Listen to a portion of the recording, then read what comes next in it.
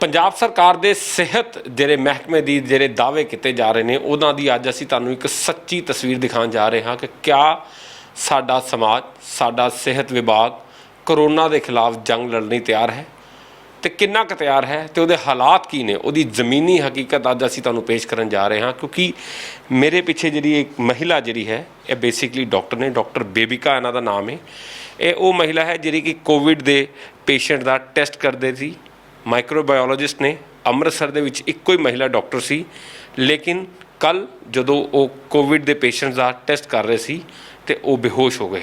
ਬੇਹੋਸ਼ ਹੋਣ ਤੋਂ ਬਾਅਦ ਉਹਨਾਂ ਨੂੰ ਫਟਾਫਟ ਅੰਮ੍ਰਿਤਸਰ ਦੇ ਸਿਵਲ ਹਸਪੀਟਲ ਵਿਖੇ ਭਰਤੀ ਕਰਾਇਆ ਗਿਆ। ਲੇਕਿਨ ਹੈਰਾਨ ਕਰ ਦੇਣ ਵਾਲੀ ਗੱਲ ਹੈ ਕਿ ਉਹਨਾਂ ਦੀ ਵੀ ਸੁੱਧ ਲੈਣ ਵਾਲਾ ਕੋਈ ਨਹੀਂ ਹੈ। ਆਮ ਜਨਤਾ ਅਕਸਰ ਅਸੀਂ ਵੀਡੀਓਜ਼ ਦੇਖਦੇ ਹਾਂ ਕਿ ਹੇਮਕੁੰਟ ਸਾਹਿਬ ਦੇ ਕੁਝ ਲੋਕ, ਮਾफ़ करना, हजूर साहब के कुछ लोग ऐसे ने जो कि वीडियोज़ कर रहे हैं या हस्पतालों के कोई लोग वीडियोज़ कर रहे हैं, लेकिन इस बार कोई वीडियो सामने नहीं आई है। खुद सिविल सर्जन सिविल हॉस्पिटल की एक महिला डॉक्टर जी है वो ही इस वक्त जी है इस बैड के उत्ते है।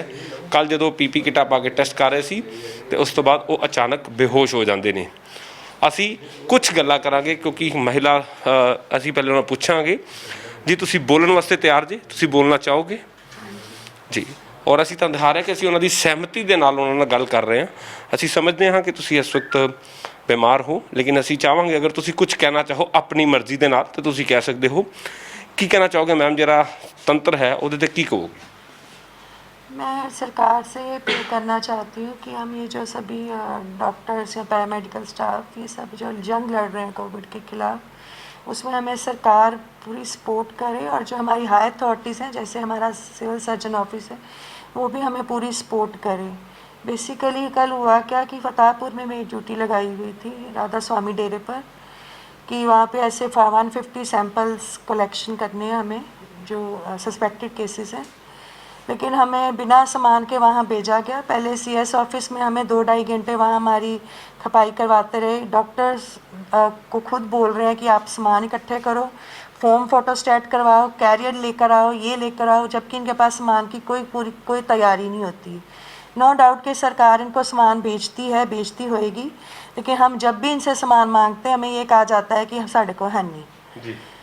स्पेशली पीपी किट्स की बात करें, सर्जिकल कैप्स की बात करें, और फॉर्म्स इनके पास कभी भी नहीं होते हैं। हमें फ़ोटोस्टैट करवा के यहाँ पे अभी कौन सी फोटोस्टैट मशीनें खुली हुई हैं दुकानों पे जो हम जाके फोटो जावांगे कि तुसी जदों उत्थे गए ते की होया तुहाडे नाल? यही हुआ कि पहले हमें यहीं पे एग्जॉस्ट कर दिया 2-2.5 घंटे, फिर हमें वहाँ 12 बजे भेजा गया थ्रेट करके कि हम आपका चिट्ठी निकाल देंगे, आपके पे कार्रवाई करेंगे अगर आपने यहाँ पे बोला कि हमें सामान चाहिए, ये वहाँ पहुँचो, वहाँ पे आपको सामान मिल जाएगा। हम चले गए वहाँ पे, मैं अपनी टीम लेकर वहाँ चली गई। 12 बजे हम वहाँ पहुँचे, 2:30 बजे तक हमें कोई सामान नहीं मिला। हम वहाँ पर बैठे रहे धूप में ही जाके, कोई रिफ्रेशमेंट नहीं, कोई कुछ नहीं। हम एग्जॉस्ट तो पहले से ही हो गए थे। 2:45-3 के बीच में वहाँ सामान आता है, कुछ आता है कुछ नहीं आता। घटिया क्वालिटी की पीपी किट्स थी जिनमें से सर्जिकल कैप्स और शू कवर निकलते ही नहीं हैं। वो लेके चलो हमने अपना काम करना शुरू किया। जब हम तैयारी कर ली, पीपी किट्स में इतनी गर्मी लगती है कि आप इसको 5 मिनट भी नहीं पहन सकते हो, फिर भी हम इसको पहनते हैं, 3-3 4-4 घंटे पहन के रखते हैं। जब हम काम कर रहे थे एग्जॉशन तो हमें सुबह से ही हो गई थी, कोई खाना नहीं, कोई कुछ नहीं, कोई अरेंजमेंट नहीं। और करीबन 4:30-5 बजे के बीच में मेरी तबीयत ख़राब हो गई, मेरे सांस लेना मुश्किल हो गया, मेरे से क्रैम्प्स पड़ने शुरू हो गए और मुझे नहीं पता चला मैं कब कोरोना पेशेंट्स के बीच में जो सस्पेक्टेड केसेस हैं उनके बीच में मैं गिर गई और उसके बाद मुझे सीधा यही सिविल हॉस्पिटल में आके होश आई। मैडम एक दिन तुहानू हो चुका है कि तुहाडी हालत तक कोई वड्डा अधिकारी कोई सुध लैन पहुंचे? यहाँ हमारे सिविल हॉस्पिटल के रिस्पेक्टेड SMO आए हैं 2 बार।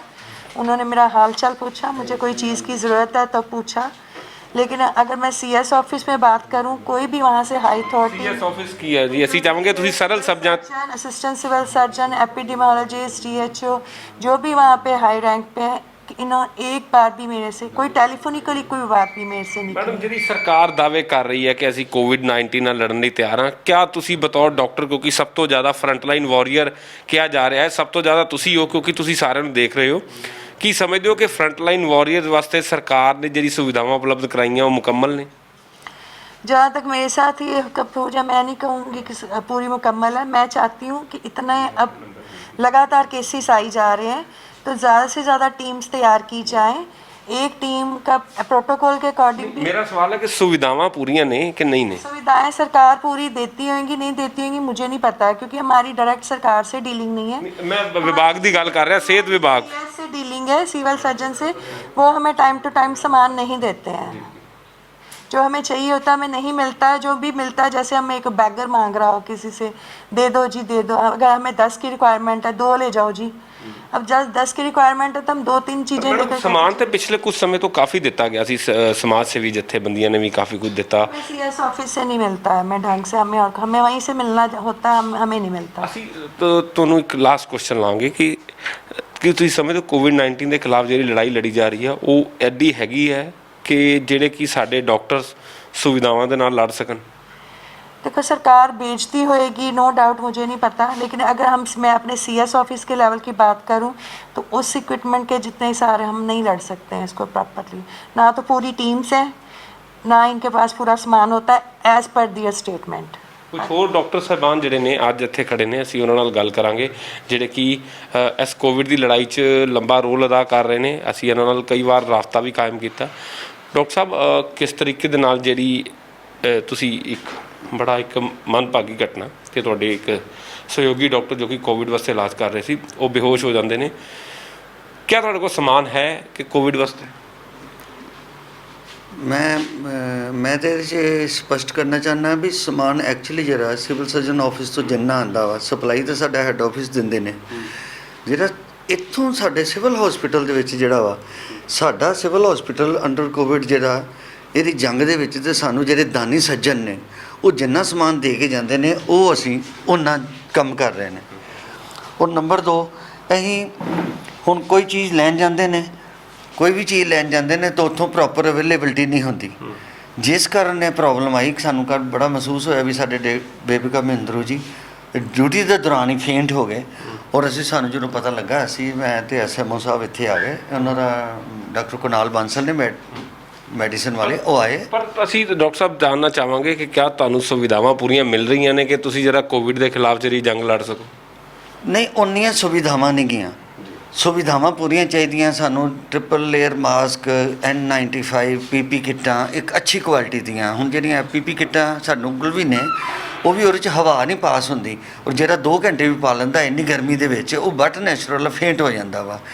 ਕੋਈ ਵੀ ਜਿਹੜੀ ਚੀਜ਼ ਹੈ ਸਾਨੂੰ ਪ੍ਰੋਪਰਲੀ ਹੋਵੇ। ਸਾਡੇ ਕੋਲ ਜੇ ਫੌਜੀ ਹੈ ਜੰਗ 'ਚ ਲੜਨ ਵਾਸਤੇ, ਉਹਦੇ ਕੋਲ ਹਥਿਆਰ ਪੂਰੇ ਹੋਣਗੇ ਤਾਂ ਉਹ ਯਕੀਨੀ ਜਿੱਤ ਕਰੇਗਾ। ਲੇਕਿਨ ਕੋਈ 1-2 ਚੀਜ਼ਾਂ ਵੀ ਘੱਟ ਹੋਣਗੀਆਂ ਤੇ ਫਿਰ ਸਾਰਿਆਂ ਦਾ ਹਾਲ ਤੇ ਡਾਕਟਰ ਬੇਬੀਕਾ ਵਰਗਾ ਹੀ ਹੋ ਸਕਦਾ। ਇਹ ਕੋਈ ਮੈਂ ਬਹੁਤੀ ਵੱਡੀ ਤੁਹਾਡੇ ਸਾਹਮਣੇ ਨਜ਼ਰ ਆ ਰਹੀ ਜਿਹੜੀ ਚੀਜ਼। ਇਸ ਕਰਕੇ ਅਸੀਂ ਬੇਨਤੀ ਕਰਦੇ ਸਰਕਾਰ ਨੂੰ ਵੀ ਵੱਧ ਤੋਂ ਵੱਧ ਜਿਹੜਾ ਯੋਗਦਾਨ, ਅਗਰ ਇਹ ਜੰਗ ਨੂੰ ਜਿੱਤਣਾ ਤੇ ਜਿਹੜਾ ਸਮਾਨ ਸਾਡੇ ਆਫੀਸ਼ੀਅਲ ਜਿਹੜੇ ਕੋਈ ਵੀ ਸਾਡੇ ਕਲਾਸ 4 ਤੋਂ ਲੈ ਕੇ ਹਾਈ ਅਫੀਸ਼ੀਅਲ ਤੱਕ ਜਿਹੜਾ ਸਮਾਨ ਚਾਹੀਦਾ ਉਹ ਜਲਦੀ ਪ੍ਰੋਵਾਈਡ ਕਰਨ ਦੀ ਕਿਰਪਾਲਤਾ ਕੀਤੀ ਜਾਵੇ। ਨਹੀਂ ਤਾਂ ਐਸਾ ਨਾ ਹੋਵੇ ਕਿ ਸਾਡਾ ਕੋਈ ਨਾ ਕੋਈ ਸਰਕਾਰੀ ਉੱਚ ਅਧਿਕਾਰੀ ਤੇ ਨਹੀਂ ਜਿਹੜਾ ਡਿਊਟੀ 'ਤੇ ਤਾਇਨਾਤ ਹੈ ਉਹ ਜਾਨ ਤੋਂ ਹੱਥ ਧੋ ਬੈਠੇ। ਹੋਰ ਵੀ ਡਾਕਟਰ ਸਾਡੇ ਨਾਲ ਮੌਜੂਦ ਨੇ। ਡਾਕਟਰ ਸਾਹਿਬ, ਕੀ ਕਹੋਗੇ ਕਿ ਤੁਸੀਂ ਵੱਖ-ਵੱਖ ਮੁੱਦਿਆਂ ਦੇ ਆਵਾਜ਼ ਵੀ ਚੁੱਕਦੇ ਰਹਿੰਦੇ ਹੋ, ਕੀ ਕਹੋਗੇ ਕਿ ਅੱਜ ਜੋ ਕੇਸ ਸਾਹਮਣੇ ਆਇਆ, ਕਿਆ ਸਿਵਲ ਪ੍ਰਸ਼ਾਸਨ, ਸਿਵਲ ਤੁਹਾਡਾ ਹਸਪੀਟਲ ਇੰਨਾ ਸક્ષਮ ਹੈ ਕਿ ਤੁਸੀਂ ਇਹ ਕੋਵਿਡ ਨੂੰ ਹਰਾ ਸਕੋ? ਕੋਈ ਮੈਂ Rakesh Sharma, chairman employees welfare association. ਜਿਹੜਾ ਸਿਵਲ ਹਸਪਤਾਲ ਅਤੇ ਇਹਦੇ ਮੁਲਾਜ਼ਮ ਇਹ ਤਾਂ ਪੂਰੀ ਤਰ੍ਹਾਂ ਸક્ષਮ ਹੈਗੇ ਆ ਇਸ ਕੰਮ ਦੇ ਵਿੱਚੋਂ, ਪਰ ਜਿਹੜੀਆਂ ਚੀਜ਼ਾਂ ਇੱਕ ਯੁੱਧ ਦੇ ਵਿੱਚ ਲੜਾਈ ਵਾਸਤੇ ਚਾਹੀਦੀਆਂ ਉਹਦੇ ਸਾਡੇ ਉੱਚ ਅਧਿਕਾਰੀਆਂ ਨੇ ਸਾਨੂੰ ਪ੍ਰੋਵਾਈਡ ਕਰਾਉਣੀਆਂ ਨਾ, ਟਾਈਮ ਸਿਰ ਸਮੇਂ ਸਿਰ ਕਰਾਉਣੀਆਂ ਚਾਹੀਦੀਆਂ। ਹੁਣ ਡਾਕਟਰ ਨੂੰ ਜਲੀਲ ਕਰਨਾ, ਬਹਾਨਾ, ਉਹਨੂੰ ਥ੍ਰੈਟ ਕਰਨਾ ਵੀ ਤੈਨੂੰ ਫੜਾ ਦਿਆਂਗੇ, ਪੁਲਿਸ ਕੋਲ ਫੜਾ ਦਿਆਂਗੇ, ਕੇਸ ਦਰਜ ਕਰਾ, ਮੈਂ ਇਹਦੀ ਸਖਤ ਆਪਣੀ ਐਸੋਸੀਏਸ਼ਨ ਨੂੰ ਨਿੰਦਾ ਕਰਦਾ। ਫਿਰ ਸਭ ਤੋਂ ਸ਼ਰਮਨਾਕ ਗੱਲ ਇਹ ਉੱਤੇ ਇਹਨਾਂ ਹੁਣ ਵੇਖਿਆ ਵੀ ਪਿੱਛੇ ਇੱਕ ਪੁਲਿਸ ਮੁਲਾਜ਼ਮ ਦਾ ਹੱਥ ਵੱਢਿਆ ਗਿਆ, ਜਿਹਦੀ ਚਾਰੇ ਤਰਫ ਬੜੀ ਨਿੰਦਾ ਹੋਈ। ਸਾਰੀ ਪੁਲਿਸ ਨੇ ਇਕਜੁੱਟ ਹੋ ਕੇ ਉਹਦਾ ਹੌਸਲਾ ਅਫਜ਼ਾਈ ਕੀਤੀ। 1 ਕਿਲੋਮੀਟਰ 'ਤੇ ਸਾਡਾ ਸਿਵ ਸੈਨਾ ਦਾ ਦਫ਼ਤਰ ਆ ਅਤੇ ਕੋਈ ਵੀ ਉੱਚ ਅਧਿਕਾਰੀ ਇਹਨਾਂ ਪਤਾ ਲੈਣ ਨਹੀਂ ਆਇਆ। ਇਹਦੀ ਜਿੰਨੀ ਨਿੰਦਾ ਕੀਤੀ ਜਾਵੇ ਉਨੀ ਘੱਟ ਆ। ਅਸੀਂ ਇੱਕ ਵਾਰ ਫਿਰ ਮੈਡਮ ਬੇਬੀਕਾ ਕੋਲ ਜਾਵਾਂਗੇ। ਡਾਕਟਰ ਮੈਮ, ਅਸੀਂ ਤੁਹਾਨੂੰ ਕਹਾਂਗੇ ਕਿ ਤੁਸੀਂ ਜਲਦੀ ਠੀਕ ਹੋਵੋ।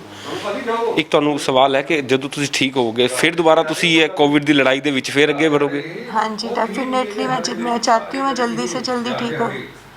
मैं चाहती हूँ जल्दी से जल्दी ठीक हो जाऊँ और ये मेरी ड्यूटी भी बनती है कि मैं कोविड की लड़ाई में फिर से कूदूँ और जितना मुझसे हो सकता मैं इसमें कंट्रीब्यूट करूँ। ਤੁਸੀਂ ਜਾਓਗੇ? हाँ जी, मैं डेफिनेटली जाऊंगी, लेकिन मैं ये भी आशा रखती हूँ कि हमें जो सामान चाहिए लड़ाई करने के लिए हमें वो टाइम पे प्रोवाइड किया जाए और हमें हायर अथॉरिटीज़ की पूरी सपोर्ट भी दी जाए साथ में। ਤੋ ਇਹ ਇੱਕ ਅਸੀਂ ਤੁਹਾਨੂੰ ਇੱਕ ਤਸਵੀਰ ਦਿਖਾਈ ਹੈ। ਸਲਾਮ ਹੈ ਇਸ ਮਹਿਲਾ ਡਾਕਟਰ ਨੂੰ ਜਿਨੇ ਕਿ ਕਿਹਾ ਹੋਇਆ ਕਿ ਉਹ ਲੜਾਈ ਲੜਨ ਵਾਸਤੇ ਅੱਜ ਵੀ ਤਿਆਰ ਨੇ। ਜਦੋਂ ਵੀ ਉਹ ਠੀਕ ਹੋਣਗੇ ਸਭ ਤੋਂ ਪਹਿਲਾਂ ਉਹ ਘਰ ਨਹੀਂ ਜਾਣਗੇ, ਕੋਵਿਡ ਦੀ ਲੜਾਈ ਹੈ ਉਹ ਲੜਨ ਵਾਸਤੇ ਜਾਣਗੇ, ਲੇਕਿਨ ਇੱਕ ਮੰਗ ਕੀਤੀ ਹੈ ਕਿ ਹਥਿਆਰ ਜ਼ਰੂਰ ਦਿੱਤੇ ਜਾਣ। ਜਿਹੜੀ ਕੀ ਚੀਜ਼ਾਂ ਨੇ ਪੀਪੀ ਕਿਟਸ ਚੰਗੀਆਂ ਅਤੇ ਹੋਰ ਵੀ ਜਿਹੜੇ ਰੋਜ਼ਮਰਾ ਦੀ ਜਿਸ ਤਰੀਕੇ ਦੇ ਨਾਲ ਚੈਕਿੰਗ ਦੇ ਵਿੱਚ ਇਸਤੇਮਾਲ ਕੀਤਾ ਜਾਂਦਾ ਸਮਾਨ ਉਹ ਚੰਗੇ ਤਰੀਕੇ ਨਾਲ ਦਿੱਤਾ ਜਾਵੇ, ਜਿਹਦੇ ਨਾਲ ਕਿ ਉਹ ਆਰਾਮ ਦੇ ਨਾਲ ਅਤੇ ਨਿਡਰ ਹੋ ਕੇ ਕੋਵਿਡ ਦੇ ਨਾਲ ਲੜਾਈ ਲੜ ਸਕਣ।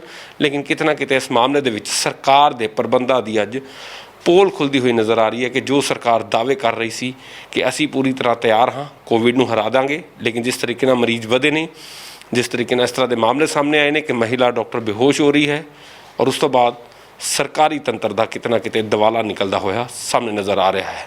ਉਮੀਦ ਕਰਦੇ ਹਾਂ ਸਰਕਾਰ ਜਾਗੇਗੀ ਤਾਂ ਕਿ ਇਸ ਤਰ੍ਹਾਂ ਦੇ ਡਾਕਟਰ ਸਾਹਿਬਾਨ ਜਿਹੜੇ ਕਿ ਹਾਲੇ ਵੀ ਡਿਊਟੀ ਕਰਨ ਵਾਸਤੇ ਅੱਗੇ ਆ ਰਹੇ ਨੇ ਉਹਨਾਂ ਵਾਸਤੇ ਕੁਝ ਇਸ ਤਰ੍ਹਾਂ ਦੇ ਉਪਰਾਲੇ ਕਰਨ ਜਿਹਦੇ ਨਾਲ ਭਵਿੱਖ ਵਿੱਚ ਇਹੋ ਜਿਹੇ ਹਾਦਸੇ ਨਾ ਹੋ ਸਕਣ। ਕੈਮਰਾਮੈਨ ਅਕਸ਼ੇ ਦੇ ਨਾਲ ਸੁਮਿਤ ਖੰਨਾ, ਜਗਬਾਣੀ ਟੀਵੀ, ਅੰਮ੍ਰਿਤਸਰ।